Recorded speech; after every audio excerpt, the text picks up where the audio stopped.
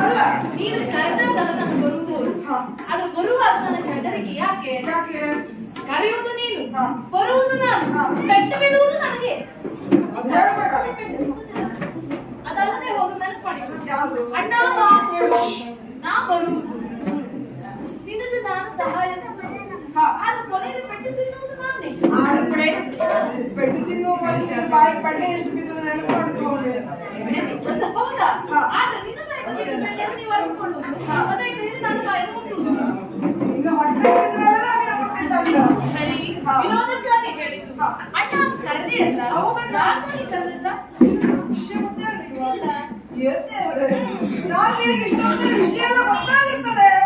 ನಮ್ಮ ಸಮಯ ಉಳಿತದೆ ಅಂತ ಆಲೋಚನೆ ಮಾಡ್ಬೇಕು ಏನು ವಿಷಯ ದೂರದ ಮಧುರೆಯಿಂದ ಅಜ್ಜಯ್ಯ ಮನೆಗಾಲ ಕ್ರೂರ ಇಲ್ಲಿವರೆಗೆ ಹೌದಪ್ಪ